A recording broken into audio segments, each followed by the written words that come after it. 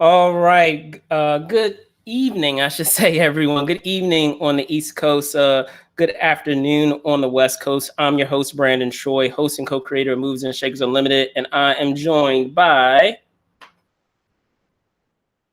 Oh, hold on, my bad, man. Go ahead. Oh, what's up, Jerome? Co-creator, Movers and Shakers Unlimited. How's everything, All man? right. How's your week been? It's been good. It's been good. Happy Saturday, everyone. We're starting a little later because there were some other things that needed to be done today. But also just be aware that just remember that tomorrow we'll have a chat of Falcon and Winter Soldier. It's going to be pre-recorded, seeing that tomorrow is for many folks here celebration of Easter. So in lieu of that, we'll just have a pre-recorded episode. It will still air tomorrow, so just be aware of that. It will still air, at its normal time. But be that as it may, as I said, today is Saturday, and as you will know, on Saturdays we do This Week in Review, and unlike many other Saturdays, or to say other times that we've had this episode where it's been jam-packed full of stuff, there wasn't a whole lot of things that happened within the week that we felt that we wanted to share. So this will be probably the quickest episode that we've likely had. But outside of that, feel free to drop a comment if you had any comments on some of the news that that we're sharing, or perhaps that brainstorms or sparks some ideas of other things that have been happening in the world of entertainment. All right. So with that being said, I want to start with our first story. And actually, first, before I hop into that, speaking of which, speaking of those of you that are watching, make sure that you are liking and subscribing, of course, to Movers and Shakers Unlimited. Make sure you're hitting that subscribe button down below. Make sure you're throwing a thumbs up. If you enjoy these videos, it helps us out a great deal. And then also, on topics that are related to, what we, talked about on each of these episodes, make sure you use that hashtag TWNRMNSU. So This Week in Review, Movers and Shakers Unlimited. All right. So with that out of the way, let's hop into our first story. First story that we wanted to get into has to deal with director Adam Wingard. Apparently, and let me drop this here. Apparently, Adam has been tapped to not only co-pen but also direct a iteration of THUNDERCATS. So it was a story that was dropped by Deadline. Jerome, your thoughts on this story? Yeah, in Variety, I saw it. But yeah, it's crazy because I remember they were trying to make a live action version before, and I guess it just never came to fruition. I remember that. It's funny. I haven't seen that cartoon back in the day, but that brings back a lot of memories from being a kid. But it almost makes me want to need to watch some of these cartoons just to remember. But no, I remember that was one of my favorite ones back in the day. So I'm like, it makes sense that they're gonna finally make a live action movie. And obviously with the success, with Godzilla versus Kong, that's probably why they tapped him, to do it. But yeah, I really would like to see how this would turn out, because there's been a fair share of movies going either way. If it's based on a cartoon or an older TV show, it could go really well, it could go sideways. But hey, if the interpretation is done well, you get the right actors, the right script, the effects look good, and it fits the story, and it's not too cheesy or just cheesy enough. It could be a good movie. So it's just cool that they're doing this with a lot of these older TV shows from back in the day. So I thought it was for sure. And I guess I have two things on this. One, it's cool to always see directors that have been at it, and hitting the pavement with projects throughout their career, starting to get into that upper echelon of directors in terms of those blockbuster films, because some people might think that who is Adam Wingard, but Adam Wingard believe it or not, for many of you, you have enjoyed many of the films that are in his body of work.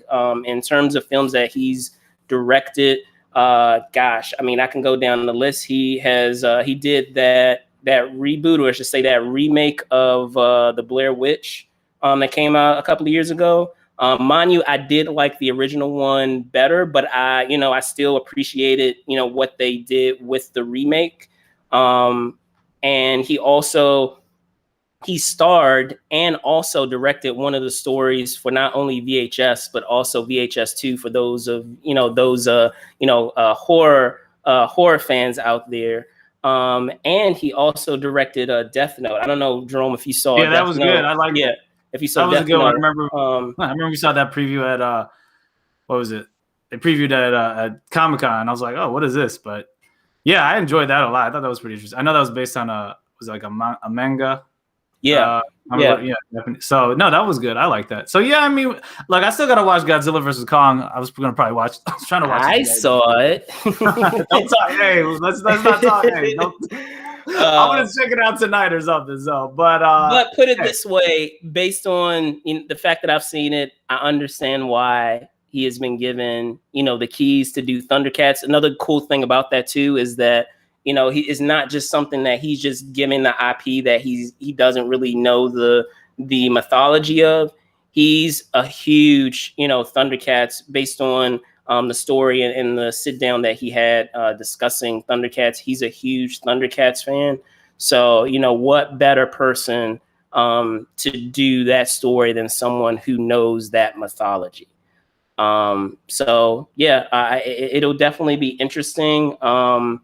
I know that he said that he was going to do something, unique with it in terms of the look of the film, because it's not, from what I understand, it's not going to be a standard live action look that we may. Yeah, he's going to immerse or mix a couple of different elements together.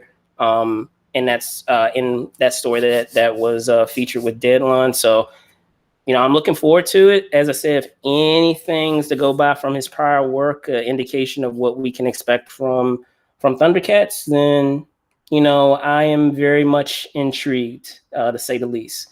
All right. So with that being said, switch over to our next story. See?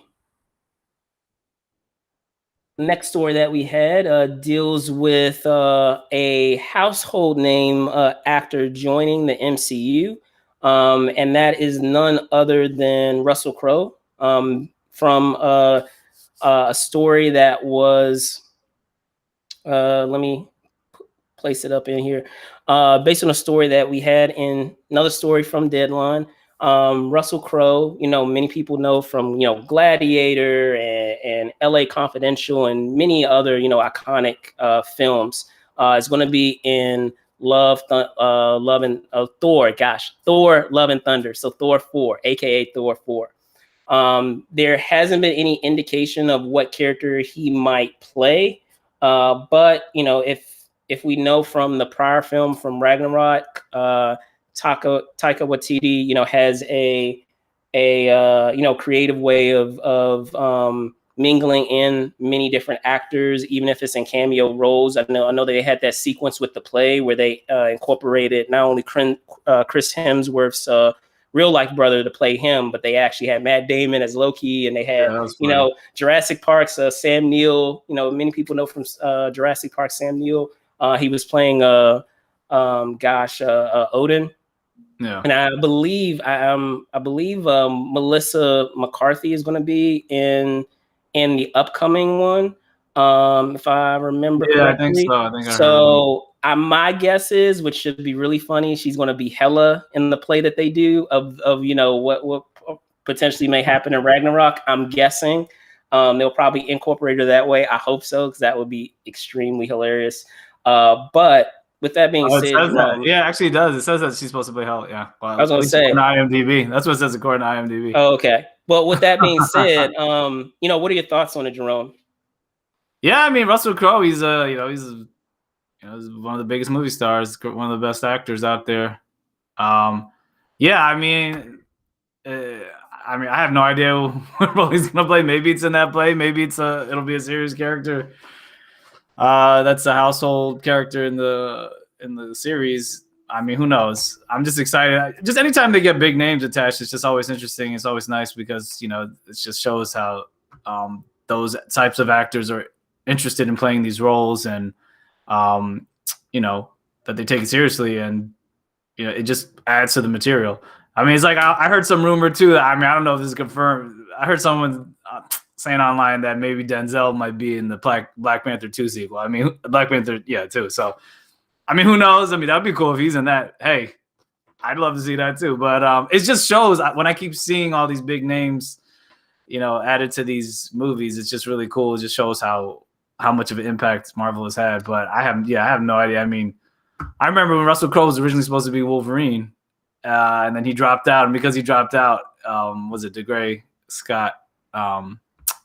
Yeah, then he was supposed to be it, and then he dropped out, and then Hugh Jackman got the role by chance. But I mean, hey, I love Hugh Jackman, so things happen for a reason. But that'd be funny if, like, you know, it's just funny seeing some of these people come back into the Marvel, into these Marvel properties somehow in a different way if they didn't originally have a role before. So, but yeah, I have no idea what character he'll probably play. I mean, anyone's I mean, I have a theory myself on who it may be. It may potentially be, because I know, you know, with us having Gore the God Butcher in the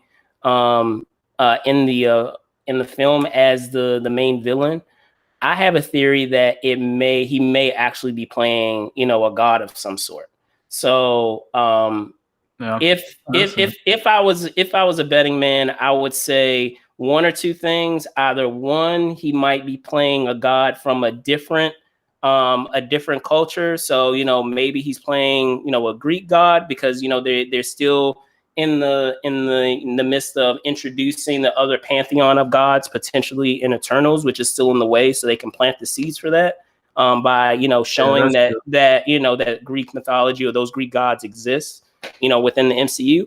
Or, you know, they can bring it a little closer to home, and they can make Russell Crowe an Asgardian. And many of you guys are probably saying, which Asgardian could he play? Well, he could play none other than the God of Fear, Cole Borson. So for those of you, you know, and I'm a little, you have to forgive me. It's been a while in terms of, you know, thinking of, you know, all the components of this character. But some quick spark notes is that he, as I said, he's the God of Fear. He draws a lot of power from, you know, the fear of others. And likewise, if people aren't afraid of him, you know, he's not as strong as he, you know, would be when people do fear him. And then on top of that, he also goes by like the nickname, you know, Cole Borson, the Serpent. But the reason why I bring up this character is with everything that they're doing with WandaVision, and what they're doing with, like, potentially, I know there has been a lot of, you know, speculation of who the villain or who was playing, who was the puppeteer behind the scenes in that film, or not film, I should say, series, because it plays so much like a film, but series. There was a lot of speculation that it might be Mephisto, and I know at this point it's become a meme of, you know, how much people were speculating that it was Mephisto or even Nightmare. So if it's one of those two people, you know, there's an opportunity there to perhaps tie it in maybe into Thor if he ends up being Cole Borson, because they can try to, I know a lot of times as when it comes to Marvel, they don't stick to things to a T all the time, and sometimes they mishmash some of their characters and stories if it can make an interesting, you know, story point for their films. So they could possibly try to meld having the God of Fear and then also having Nightmare perhaps working in tandem. I know I'm stretching right now in terms of like some theories, but if he ends up, like I said, he could be one of those. He could be one of those two people. In my opinion, it would be cool if he ends up being, you know, Thor's, in essence, Thor's uncle, who, you know, up to this point hasn't been seen. Because I mean, in many of the Thor films, the only reason also why I bring that up is that a lot of times they have been retconning a lot of things that we thought was true about their mythology and ended up not being true. I mean, they retconned the whole Hela thing that, you know, the whole backstory of her being, you know, banished away. So why not have it? Why not have like a uncle as well, who, you know, up to this point hadn't been seen because maybe he had a falling out with the family, and, you know, he hasn't been seen and, you know, was thought, you know, to be dead. So who knows? Who knows? But as I said, I have a theory that if he is coming in as a cameo of some sort, it would be cool if it was something like that, because I can't see him playing anything like of less significance than that. I would see that he would be attracted to something if it was something of prominence like that, of playing like a, you know, a superhero of some type, even though we've seen it already to a degree with Man of Steel, of being Superman's dead. I'm sure, you know, he would be interested in portraying, you know, those larger than life characters of being, you know, one of those pantheons of gods, possibly. But I have been carrying on far too long on this topic. Let us move on. And do you have any final thoughts before we move on to our next story? I think that'd be great. I mean, like I said, I don't have the vast knowledge. I'm not as much of an expert on Thor and all of his characters, but I mean, I think it's always cool, you know, to bring in new characters, and if, you know, you're gonna have Christian Bale as maybe like the main villain or whatever, you could still have another, you know, someone who's, you know, pulling the strings. But I mean, I know there are some other ones that I still would like to see, like Better Ray Bill, or you know, just there's other cosmic characters. But I think it's great though, just introducing other you know, maybe Asgardians or people closely related to Thor, because I mean, right now in the, you know, as it stands, you know, was it Asgard? You know, Asgard is destroyed, so so it's almost like that whole. It's like we gotta have. It's almost like if you're gonna have another Thor entry into this franchise, you know, you gotta have some sort of connection to Asgard, I would think. And then also with the Doctor Strange sequel too. I mean, that I think hopefully they do go towards Mephisto, or like you're saying, Nightmare. Like that would be good. They really haven't explored that part of the universe. I mean, slightly with Ghost Rider being in the Agents of S.H.I.E.L.D. Series, and I would like to see him get involved, you know. And while we'll probably bring that into like maybe Blade or something. But I'm saying they haven't really explored that universe in the movies, and I guess it's like, so that is, I think, what's kind of one of the last areas they haven't really explored and they can dive into, and there's plenty there, so that would be great. But But all right, so the next story that we have is also from the House of Mouse, so to speak, since we were talking about an MCU story. However, this one deals with the world of Star Wars. So the Disney Plus series Obi-Wan Kenobi has filled out its cast. So let me pull that up.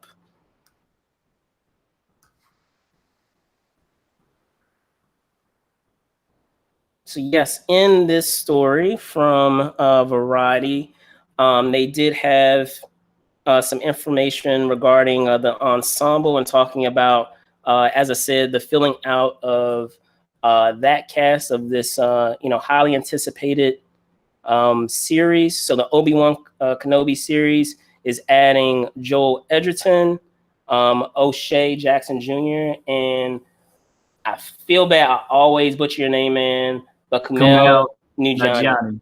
I always butcher your last name, so I apologize in advance. But yes, you know, three prominent actors, you know, joining an already, you know, impressive cast for Obi-Wan Kenobi. You know, what are your thoughts on these additions to this Disney Plus series? And I feel I'm kind of at a loss, because I'm wishing that I had, you know, some of our other team members on here, because some of our other team members, they are hardcore Star Wars fans, so they may have some theories on who they may potentially be playing. But you know, what are your thoughts on still just the talent involved of having these three actors join join the series. No, I think it's great. I mean, it also kind of shows like you do one project for Disney, man. They like to right keep rehiring their in-house right guys. I mean, look at Kumail Nanjiani. He's going to be in the Eternals. Yep. And you had, I mean, you looked at, was it Oscar Isaac? He was in the Star Wars franchise, and now he's going to be Moon Knight. I mean, and no, but I like how I know some people. There's some Star Wars fans out there who have issues with some of the diversity, but I love it. I like how they're being more diverse. And I mean, who knows? I mean, this story is supposed to take place 10 years? I think after Revenge of the Sith. Or in that time period? Yes. That's what I have the story open now. 10 years after the events of Star Wars: Revenge of the Sith. So yeah. I'm just excited to see what's gonna happen during that time, because I mean the whole idea of what I would assume is that Liam Neeson would have some cameos showing Obi-Wan how to be a Force ghost and that whole thing, because I mean that was really where they left it off, remember, in Revenge of the Sith. So that would be cool. But I mean, I don't know about like what characters who knows? It could be a variety of characters. We keep seeing with the new, with the new films, and then with the Mandalorian, and now these other shows, like they introduce a whole bunch of characters that weren't in the previous franchise. But if you keep up with, they try to, like I said, keep everything that was canon, regardless, and from Clone Wars to. From obviously the original trilogy to the prequels to the latest trilogy. So, I mean, who knows? I mean, I respect what Jon Favreau was, what he did with the Mandalorian. And if he's still somewhat, I'm sure he's still going to be overseeing this somewhat. I mean, I know they have, was it Deborah? I think Deborah Chow is the one who she directed some of the episodes of the Mandalorian. So they have her involved in this, but I'm sure Jon Favreau, he's going to have some, his fingers on this also. So, it'd just be interesting to see like how they interconnect everything, what actually happens during that time period. And then, how they could take in a different direction. Cause I'll tell you, I mean, I don't know about you, but I think that's what made the Mandalorian so interesting, because it was a different part of the universe, and it wasn't just a bunch of like remakes of the of the original trilogy, and that's what made the Mandalorian so great. So I feel like if they keep that up with this series, which they could, because there's a lot that Obi-Wan could do, it's going to be really interesting and creative. And then have if they have those cameos. But speaking on these characters, I mean, who knows? I mean, they brought in Carl Weathers and the Mandalorian, and he was great. I didn't know who that character was, but he's great. I mean, it's. And they brought in Michael Biehn, and he was exactly, he was great too, exactly. So. That was great too. It's like, so that's what I'm saying. Like when you're bringing in good, and these guys are all talented, so it's great seeing them. And like I said, the more diverse Star Wars needs to be more diverse, and they've done that, and they're continuing to do it. So I'm all for that. So. Well, again, I would say just in general, I just like the fact that we are telling a story outside of the Skywalkers. Exactly. As awesome as the Skywalkers are, at some point we're going to need to be able to flesh out a story outside of that family and outside of that bloodline within Star Wars canon. So, and I'll be honest, like when it comes to the Mandalorian, I came onto it late. But again, after much recommendation from friends and, other, folks within, podcast community and in our journalism, crew, I finally, checked it out. And, as someone who is not like a hardcore, I like Star Wars a lot. I don't love Star Wars. So if you're able to pull me in as someone who is not a hardcore Star Wars fan, you are doing something right. So, okay. So to close off this episode, guys, we are sticking within the world of fantasy, in the world of in this in different regard, we're switching gears to superheroes. We're switching houses. I know before we were talking about Disney with Star Wars, as well as with Disney with Marvel, but we had some news in the world of the DCEU. So this week, news came out that 2 films that were on the slate for the DCEU, New Gods as well as The Trench, are no longer happening. They are a no-go.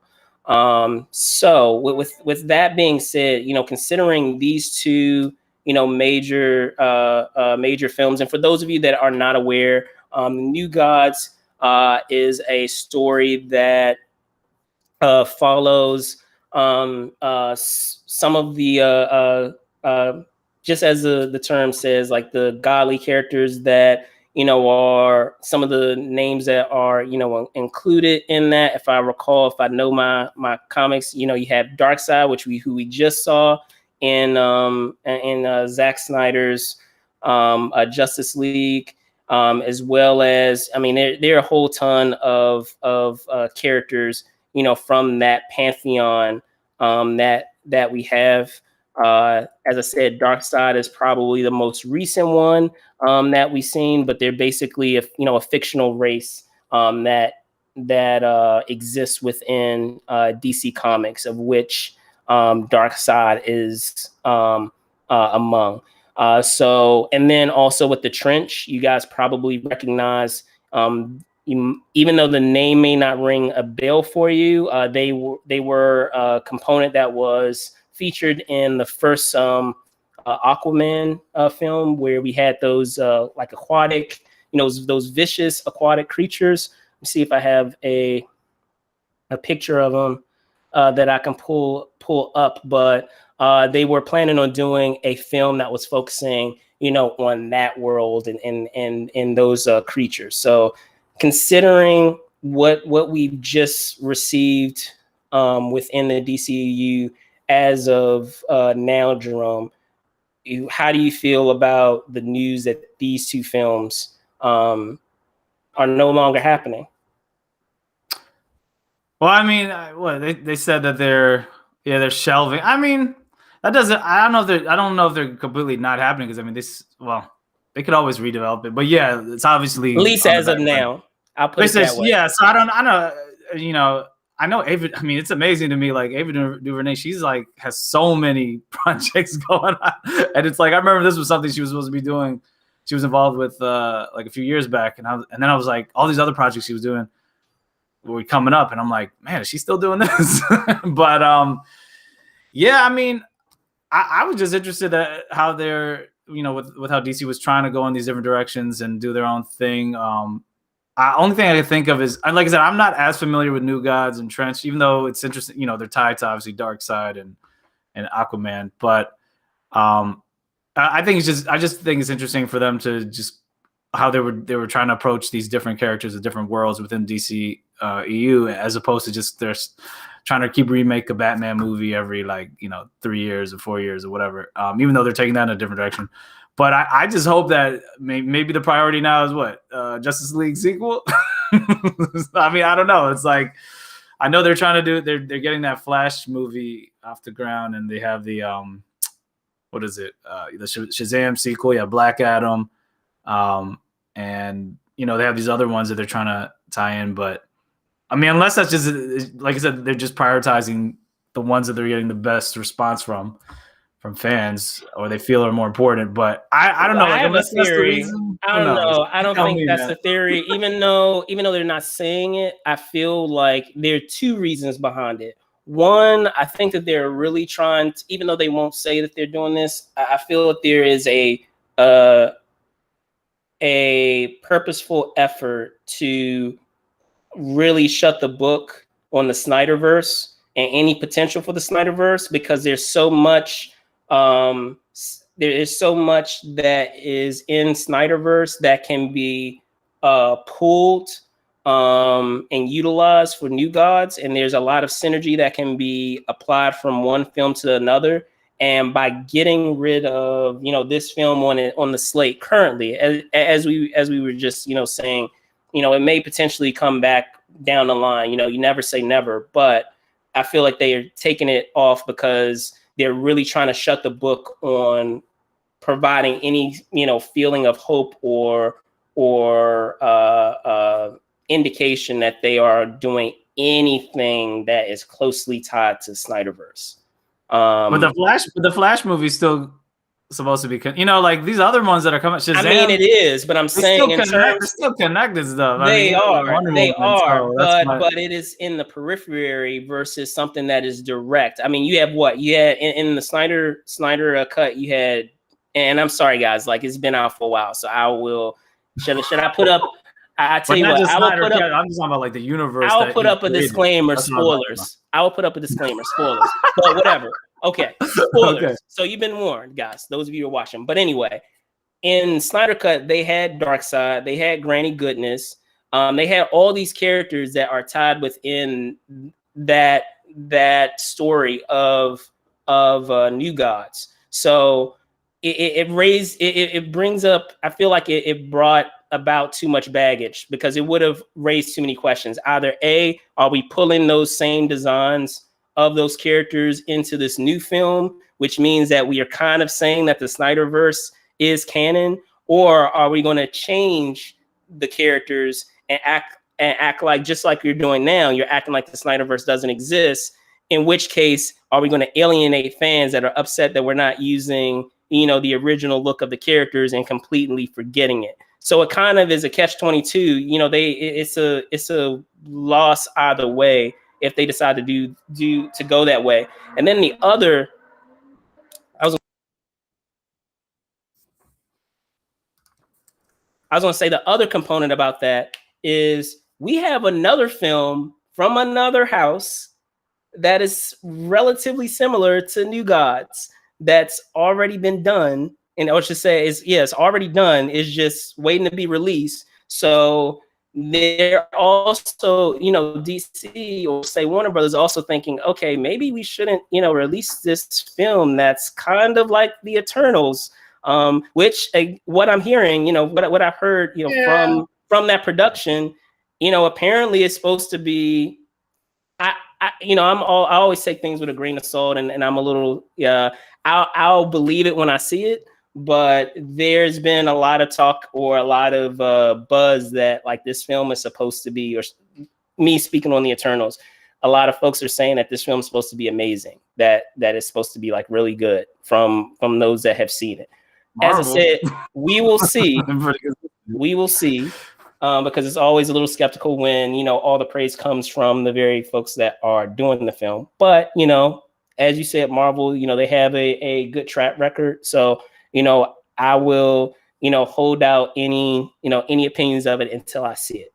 But yeah, like, I feel like those are the two things that are holding the production back. So maybe, as the dust after the Eternals has come out and they feel that they can perhaps put a new angle on that story, they may try to revisit doing that. With the Trench, I feel like out of those two films, if they did, revisit it, I feel like the Trench has a better chance of getting made than New Gods does, because at least with that story, yes, it's within the DCEU, so to speak, but you don't have to incorporate any superheroes into that story, honestly. Like, which is what they were trying to, from what I understand, what they were trying to do in terms of the story that they were trying to tell. So, and I mean, those creatures, they have a cool design. So, I feel like there's more there with doing that film than there would be in doing a New Gods film. I could be wrong, but as I said, that's my opinion in terms of those two projects and those two IPs. It's unfortunate, in many cases with many of the storylines that we're seeing, there's a lot of parallels between, what we're seeing, or to say what the DCEU would have been, from what we know that, Zack Snyder was going to do with Justice League, because I mean, let's be honest, a lot of it was playing like, from what we were hearing, was playing similarly to what was happening in Infinity War Endgame, of having, kind of that, what is it, Empire Strikes Back kind of cliffhanger ending, and then having that grand finale in the third act, so to speak. At least on paper, that's what it seemed like. I'm sure it would have been executed, far differently. Zack Snyder is very talented when it comes to, his visuals. Unfortunately, again, in terms of the optics of it, I know studios can sometimes get a little cautious when they don't want to. Let me see, if they feel that if they're competing against another house, or say another studio that is hitting at 1,000, they may not want to put out the same exact thing if they are not exactly sure that they'll be able to bring a new angle or something to that story. Because I know a lot of times too, you see when something is successful, a lot of times studios will try to follow that formula. However, in saying that, they still try to find a way to bring their own unique touch to it. Because even if you are doing a shared universe, perhaps you're not going to do it. I know with DC, one thing that they tried to do to make themselves different was they were trying to do the Justice League and kind of reverse engineer the way that Marvel did it by doing the team film and then doing the individual stories versus the individual stories to the team film. So yeah, I don't know if you had anything else to add on that, Jerome. Yeah, no, your thoughts? I'll just add, like I was saying before, like I understand what you're saying. Like maybe some of that might be part of it, but I just feel like I just disagree with the part of where you're saying that that they're completely like abandoning like the Snyderverse, or like they want to get away from it. Because so to me, if they were really trying to do that, then they wouldn't have continued with any of these solo movies with the actors they have. They would do something like with the new Batman film, how that's its own thing. I don't know. I just feel like how DC is approaching most stuff is just based off of what works. Like, if this is it, let's keep going. Like, I feel like that. And then, hey, if this is working and something else isn't, then let's call it a multiverse. And like, this will fit. These movies will fit in somehow in the multiverse. And it's like, to me, I'm like, whatever. That's fine. They found a way to do that. They need Kevin Feige bad, man. I've heard a lot. Exactly. But the thing is, they need at least like their TV shows work, and they try to find a way. And I'm like, whatever. You guys want to do this? All right. But it's like, as long as they're trying to like make better films, I think they have improved, and they're going to continue doing that. No, I'm saying the last couple and of also films, like find out what the fan like with the Snyder cut of the Justice League, like they obviously most fans, I would think, they thought that was way better than the original. So maybe they're gonna understand, like, hey, if you really try to give the fans what they want, and make it, obviously make it a good story and have, make it make sense, then you'll get a better response. So I don't know. I think the time, because also you gotta look at like when there's competing movies coming out, like, hey, nothing stopped, like I said, Volcano and Dante's Peak, even though I don't think they both did as well. Armageddon, Deep Impact, White House Down, and what was it? Olympus Has Fallen. Even though one does better than the other, that sometimes both do. I mean, what is it? There's still a lot of horror film. Like I feel like they just got to hit it out of the park with some of these, and I think they're kind of focusing on those movies that did really well, like Shazam. They're going ahead with Shazam, sequel. Black Adam is kind of like in that world. Wonder Woman, they kept going with, even if the last one, was people had issues with. That was still pretty successful, the original one. And then what's the other one? And Aquaman. I mean, so I just kind of feel like they're prioritizing the ones that have been successful, and we'll continue with that. But hey, I'm still excited to see these movies. So, but either way, hey, I still hope maybe they'll come to their senses, and maybe we'll get another 4-hour Justice League. Hey, at least with looking forward to that if they do. I was gonna say, with New Gods, to have a woman of color directing it, that would have been such a big deal. So like, It's a bummer that it's not getting made, because that would have been historical. That would have been awesome. Yeah, maybe able to do a Marvel movie. We'll see. Maybe she'll do a film. Maybe she'll make a Storm movie. Oh God, Storm movie. Or maybe she can do. I don't know. Who knows? There's a lot of characters. I mean, they got a lot of female characters still in Marvel. But But yeah, on that note, guys, we're going to close it off here. As I mentioned before, I'm your host, Brandon Choi, host and co-creator of Movers and Shakers Unlimited. And of course, as always, on This Week in Review, I am joined by Jerome, Bourgeois, co-creator of Movers Shakers Unlimited, and definitely like and subscribe our YouTube channel. Like we said, Movers Shakers Unlimited. I'm at Liam Productions on Twitter, Liam Productions 21, Instagram, and also Movers Shakers Unlimited on Instagram, and like us on Facebook. And we're gonna be back next week. Cool beans. So yes, I don't think I gave mine. Yours you can see down below. You probably saw Jerome's as well. So on Twitter, Brandon Choi ENT, and then on Instagram at Brandon Choi _ENT. Thanks again so much for watching, guys. Be safe out there, and see you next week. Bye. Peace.